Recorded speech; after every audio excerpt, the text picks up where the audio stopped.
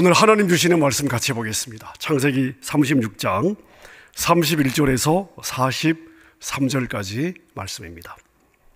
창세기 36장 31절에서 43절까지 제가 읽도록 하겠습니다.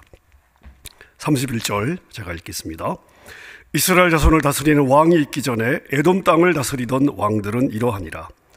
부올의 아들 벨라가 에돔의 왕이 되었으니 그 도성의 이름은 딘하바며, 벨라가 죽고 보스라 사람 세라의 아들 요밥이 그를 대신하여 왕이 되었고, 요밥이 죽고 대만 족속의 땅의 후삼이 그를 대신하여 왕이 되었고, 후삼이 죽고 부닷의 아들 곧 모압들에서 미디안 족속을 친 하닷이 그를 대신하여 왕이 되었으니 그 도성 이름은 아윗이며, 하닷이 죽고 마스레가의 삼나가 그를 대신하여 왕이 되었고, 삼나가 죽고 유브라데 강변 르호봇에 사울이 그를 대신하여 왕이 되었고, 사울이 죽고 악볼의 아들 바알 하나니 그를 대신하여 왕이 되었고, 악볼의 아들 바알 하나니 죽고 하달이 그를 대신하여 왕이 되었으니 그 도성 이름은 바우며 그 아내의 이름은 무헤다벨이니 마드레스의 딸이요 메사하보의 손녀더라. 에서에게서 나온 족장들의 이름은 그 종족과 거처와 이름을 따라 나누면 이러하니 딥나 족장, 알와 족장, 여대 족장, 오홀리바마 족장, 엘라 족장, 비논 족장, 그나스 족장, 대만 족장, 밉살 족장, 막디엘 족장, 이람 족장이라. 이들은 그 구역과 거처를 따른 에돔 족장들이며 에돔 족속의 조상은 에서더라. 아멘. 오늘 본문이 창세기 36장의 마지막 끝부분입니다. 창세기 37장부터 누구의 이야기가 시작이 됩니까? 요셉의 이야기가 시작이 됩니다. 따라서 창세기 36장, 오늘 저희가 읽은 이 본문은 야곱 이야기의 마지막 부분이 되겠습니다. 그런데 36장 1절은 이렇게 시작하고 있습니다. 에서 곧 에돔의 족보는 이러하니라. 그리고 36장 전체는 에서와 에서의 후손의 족보, 즉 에돔의 족보에 대해서 이야기를 하고 있습니다. 여러분이 아시다시피 이삭에게 두 아들이 있었습니다. 에서와 야곱. 두 형제 중에 누가 장자권을 받았습니까? 동생이었던 야곱이 장자권을 받았습니다. 다시 말씀드리면 하나님의 복은 누구를 통해 흘러가게 되어 있느냐? 동생 야곱을 통해 흘러가게 되어 있습니다. 이삭이 야곱을 축복했던 내용을 한번 보십시다. 창세기 27장 27절부터 제가 한번 읽겠습니다. 아버지가 그의 옷에 향취를 맡고 그에게 축복하여 이르되, 내 아들의 향취는 여호와께서 복주신 밭의 향취로다. 하나님은 하늘의 이슬과 땅의 기름짐이며 풍성한 곡식과 포도주를 너에게 주시기를 원하노라.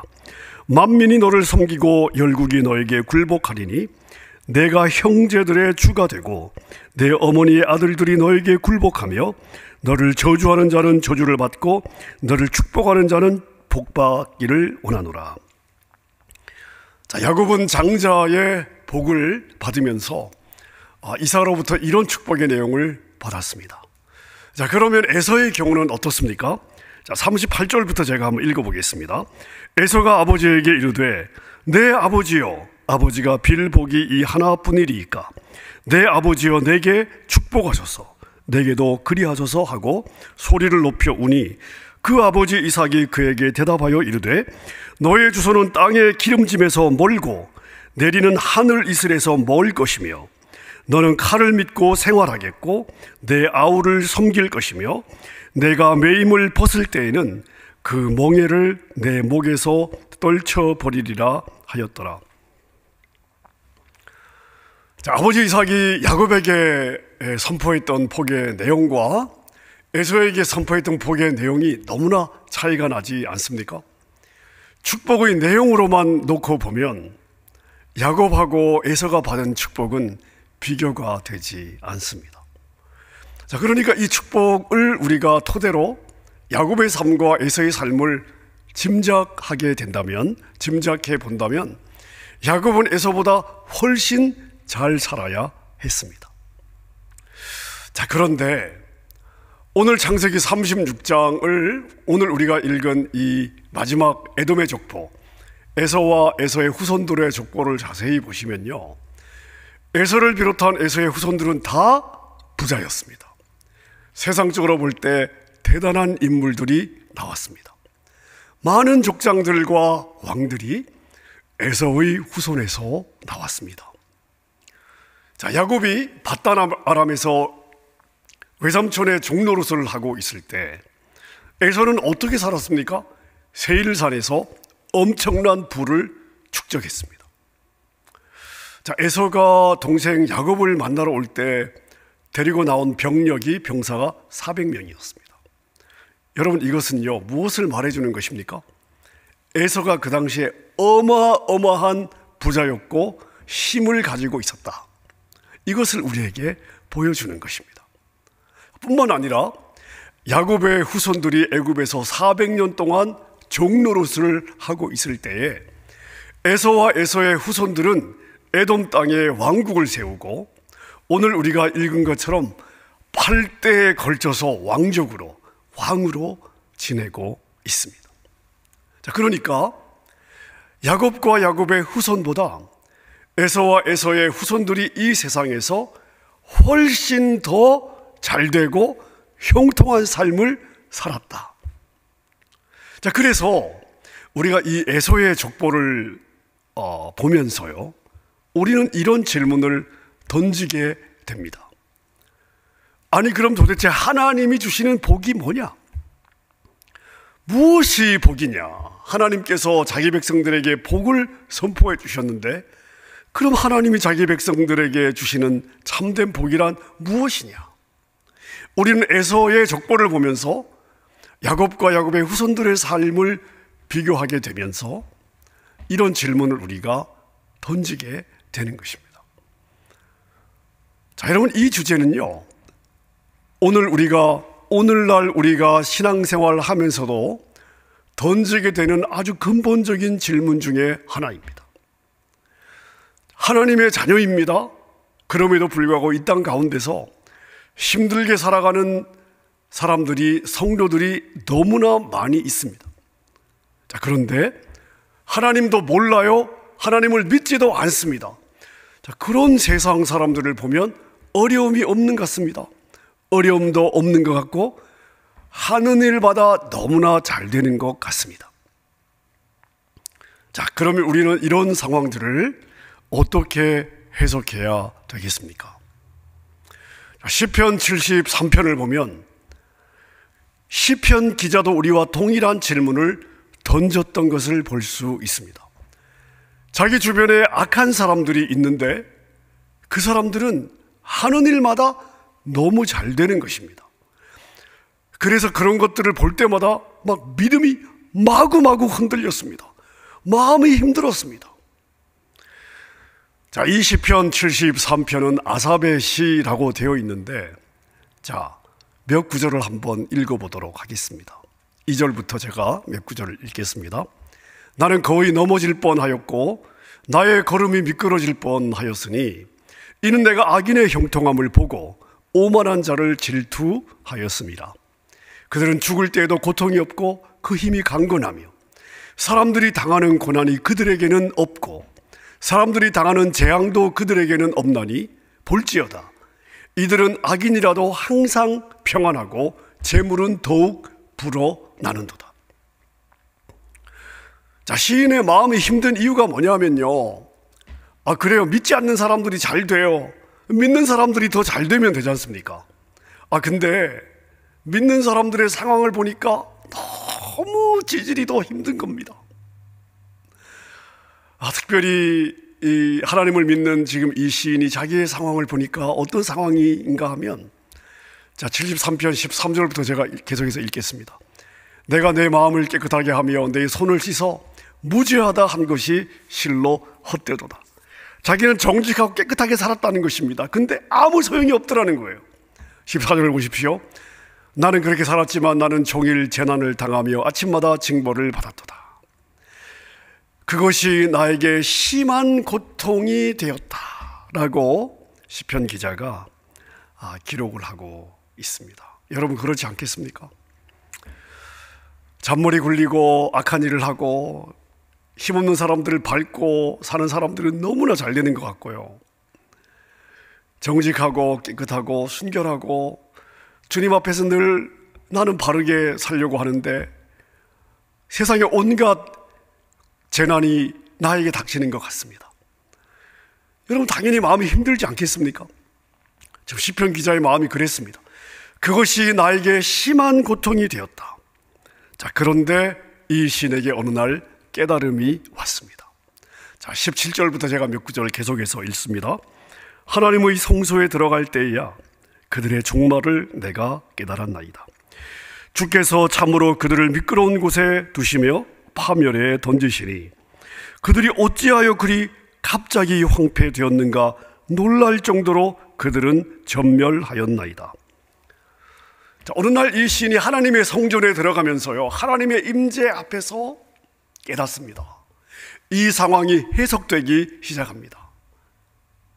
악인의 삶이 아무리 잘되고 화려해 보여도 그 화려함이 영원한 것이 아니구나. 잠시 후면 멸망의 자리로 미끄러져 내려가는구나. 여러분 미끄럼틀에서 미끄럼을 타고 내려가면 순식간에 내려가지 않습니까? 악인의 삶은 잠시 꿈꾸는 것과 같다는 것을 깨달은 것입니다.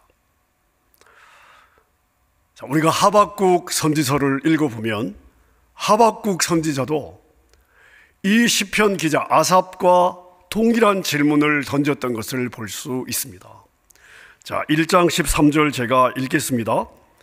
주께서는 눈이 정결하심으로 악을 참아보지 못하시며 패역을 참아보지 못하시거늘 어찌하여 거짓된 자들을 판관하시며 악인이 자기보다 의로운 사람을 삼키는데도 잠잠하시나이까.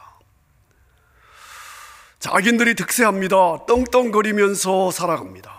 근데 믿는 자들은 오히려 재앙을 만나고 고난의 삶을 살아갑니다. 자, 이러한 모습들을 볼 때 우리 그리스도인들은 도대체 이 상황을 어떻게 해석해야 되나?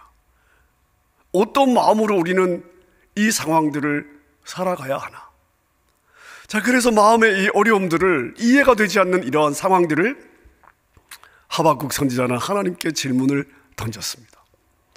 자, 그랬더니 하나님께서 답을 주시는데요, 어떤 답을 주시는가 하면, 자, 하박국 2장 2절부터 제가 읽습니다. 여호와께서 내게 대답하여 이르시되 너는 이 묵시를 기록하여 판에 명백히 새기되 달려가면서도 읽을 수 있게 하라. 이 묵시는 정한 때가 있나니 그 종말이 속히 이르겠고 결코 거짓되지 아니하리라.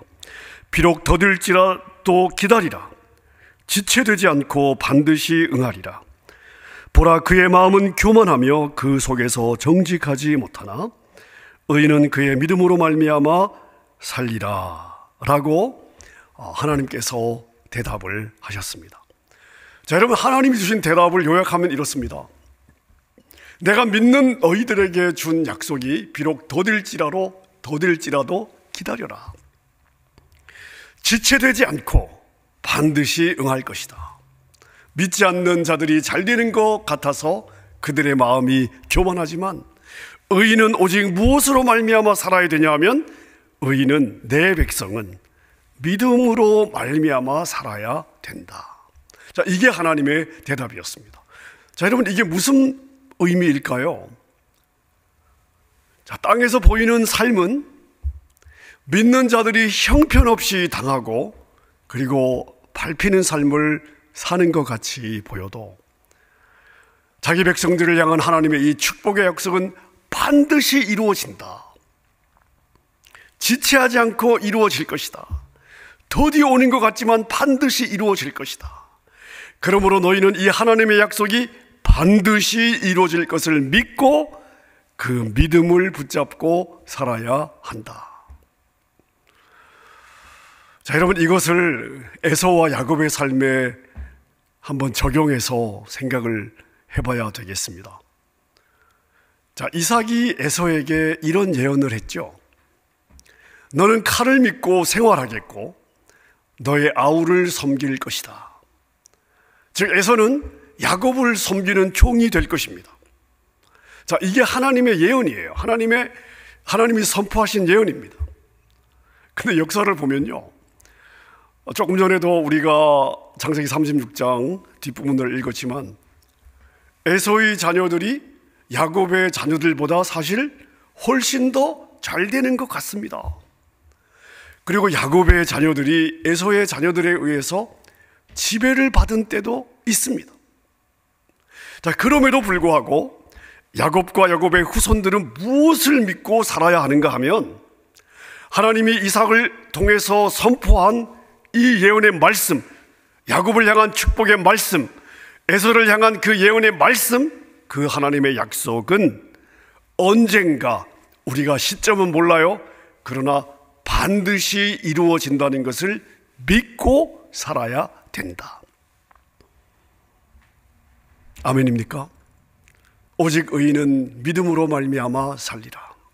나의 백성은 현실이 아니라 상황을 보는 것이 아니라 무엇으로? 믿음으로. 하나님이 주신 말씀을 향한 믿음으로, 하나님의 신실하심을 향한 믿음으로 말미암아 살리라.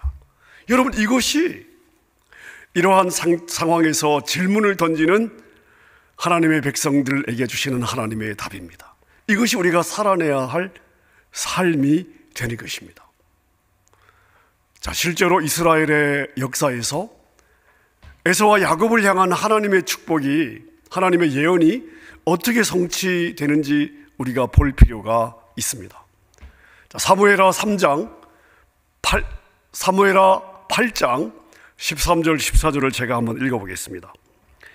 다윗이 소금 골짜기에서 에돔 사람 18,000명을 쳐 죽이고 돌아와서 명성을 떨치니라.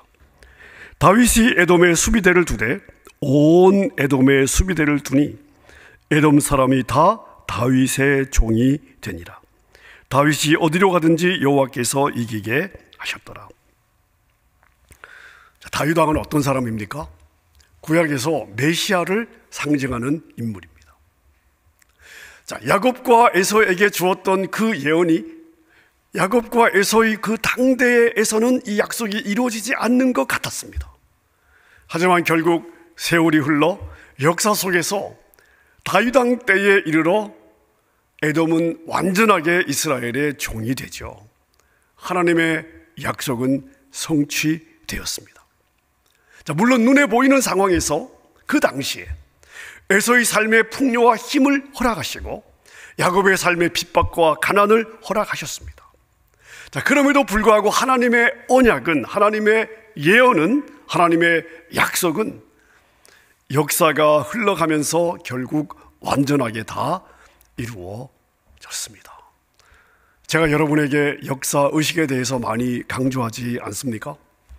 역사 의식을 우리가 가지게 되면 역사를 길게 볼 수 있는 안목을 가질 수가 있습니다.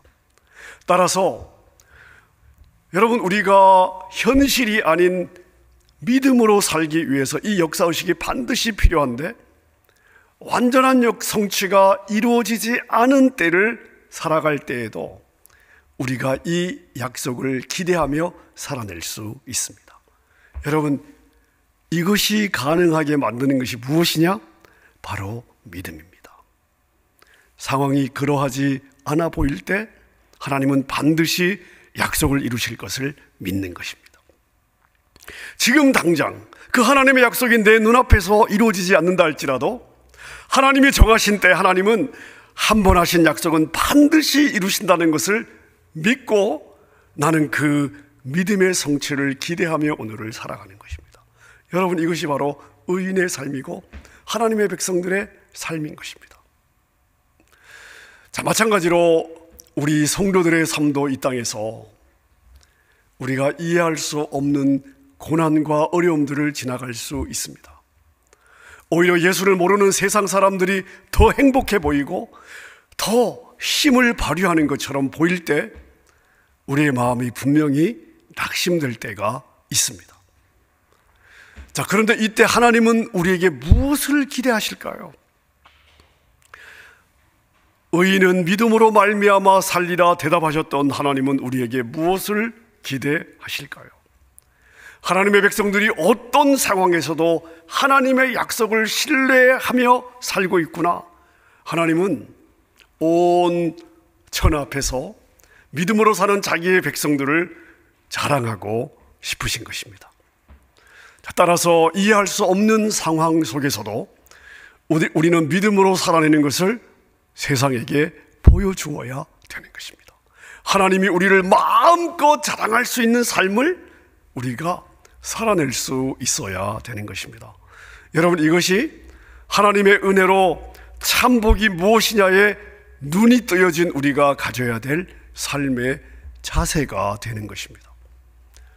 사랑하는 여러분, 우리는 믿음으로 장차 올 일을 바라보고 있습니다.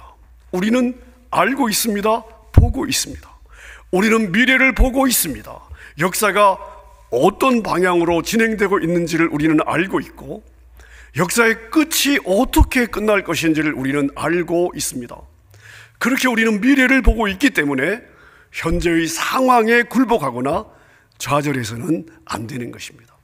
하나님이 정한 어느 한 그 시점, 정하신 그때가 되면 모든 이들이 눈을 뜨게 될 텐데 그때가 되면 그들이 누리고 추구했던 것들이 얼마나 보잘것없고 한심한 것이었던지를 깨닫게 될 것입니다. 알게 될 것입니다. 따라서 우리는 먼저 눈을 뜬 자들이 아닙니까? 먼저 눈을 뜬 우리가 이 땅을 전부로 알고 살아가는 세상 사람들과는 다른 삶을 살아낼 수 있어야 하는 것입니다. 혹시 여러분들이 아실지 모르겠는데 제가 소설 하나를 여러분에게 소개하려고 합니다. 소설의 제목은 뭐냐? 눈먼 자들의 도시라고 하는 소설입니다.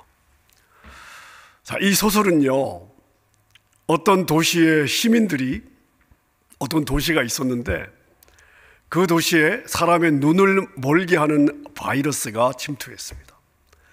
그래서 그 도시에 살고 있는 사람들이 한 명 한 명 감염이 되어서 도시 전체의 사람들이 눈이 멀게 되는 그런 상황을 겪고 있습니다. 자, 한 사람 한 사람이 이 바이러스에 감염이 돼서 눈이 멀게 되는데 그 중에 유일하게 한 여자만 시력을 잃지 않습니다. 그리고 소설은 그 여자의 눈을 통해 보여지는 도시의 모습들을, 사람들의 모습들을 아주 적나라하게 그리고 있습니다. 자, 이 여자는 눈먼 남편을 보살피기 위해서 자기도 눈이 먼 것처럼 위장을 하고 눈먼 사람들이 수용되어 있는 수용소로 따라 들어갑니다. 자, 근데 이 수용소의 모습은 말로 표현이 안 될 정도로 비참했습니다.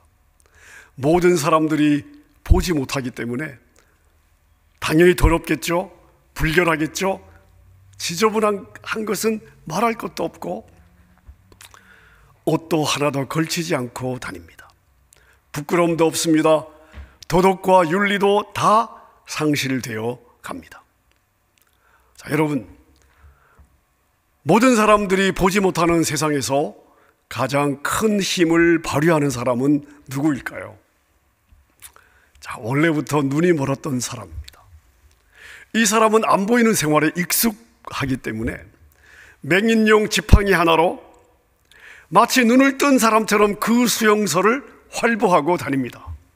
그는 그 눈이 먼 세상에서는요, 배트맨이나 슈퍼맨으로 통합니다.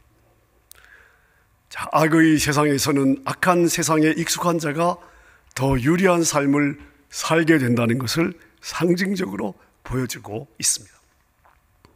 그는 그 눈먼 자들의 도시에서 억지와 폭력으로 많은 부를 축적합니다. 근데 사실은요, 그 맹인이 축적하는 그 부라는 게 뭐냐 하면 엄청나게 많은 부를 축적하는 것 같지만 실상은 정부에서 공급해주는 음식 상자 몇 개, 아무짝에도 쓸모없는 폐물들 얼마의 현금 정도입니다. 자, 그런데요, 참 재미있는 것은 거기에 빌붙어서 그가 흘려주는 떡고물을 얻어먹는 한 무리의 소경들이 있습니다. 그들은 그 맹인과 한패가 된 것에 안도하고 아주 만족스러워하면서 그 사람에게 붙어서 발휘할 수 있는 자신들의 힘과 부를 자랑하고 있습니다. 자, 그런데 눈을 뜬 사람에게는 그 모습이 어떤 모습일까요? 더러운 쓰레기장 속에서의 가난의 풍요일 뿐입니다. 하지만 눈이 먼 사람들에게는 정부에서 주는 다 시드는 음식 몇 상자로 자신들은 최고의 풍요를 누리고 있다고 믿고 삽니다. 그 도시 사람들은 모두가 눈을 멀었기 때문에 자기들이 얼마나 불결하고 얼마나 더럽고 얼마나 추악한 환경에서 살고 있는지를 인식하지 못하고 있습니다. 자기들이 얼마나 말도 안 되는 음식을 먹으며 살고 있는지, 그리고 자기들이 얼마나 더러운 냄새를 풍기고 있는지에 대해서 전혀 개념이 없습니다. 유일하게 눈을 뜬 그 여자만이 그 현실을 정확하게 볼 수 있을 뿐입니다. 자, 이 소설은 제가 그냥 대략적으로 간단하게 말씀을 드렸습니다만은, 여러분, 저는 아주 오래전에 읽었던 이 소설, 오늘 창세기 36장 에서의 풍요와 야곱의 빈곤을 제가 비교하고 묵상하면서 그 소설이 생각이 났습니다.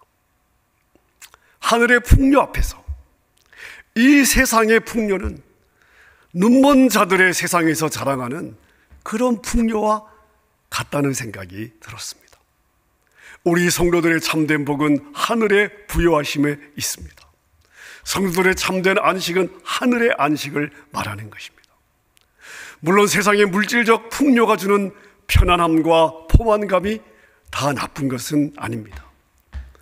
하지만 그것은 하늘의 풍요에 대한 견본품일 뿐입니다. 물론 하나님이 허락하시는 풍요를 누리는 것이 나쁜 것은 아니죠. 그러나 우리 성도는 하나님이 허락하시는 풍요 속에서 그것과 비교할 수 없는 진짜 하늘의 부요하심이 있다는 것을 알고 바라고 소망하며 살아야 되는 것입니다. 만약 이 땅의 풍요를 하늘의 풍요와 연결시키지 못하고 땅의 풍요 자체가 인생의 목적이 된다면 하나님 이 땅에서 잠시 견본푼으로 하늘을 맛보라고 주신 이 땅의 풍요가 오히려 하나님을 알아가는 일에 방해가 될 수 있습니다. 그렇다면 위험한 일이 되겠죠? 여러분, 저와 여러분은 눈을 뜬 자들입니다. 우리는 눈을 뜬 자들입니다. 이 세상과 앞으로 올 세상을 우리는 다 알고 있습니다. 따라서 없어질 세상의 풍요를 위해서 우리의 거룩한 신앙의 지조와 절개를 타협하지 않고 버리지 않아야 하겠습니다. 하나님께서 우리에게 약속하신 풍요를 비록 우리가 이 현실 세계에서 다 누리지 못한다 할지라도 반드시 이루실 하나님을 기대하며 우리는 믿음으로 우리의 삶을 살아내야 되겠습니다. 오직 의인은 믿음으로 말미암아 살리라. 아멘입니까? 이것이 저와 여러분의 삶이 될 수 있기를 우리 존귀하신 주님의 이름으로 축원합니다.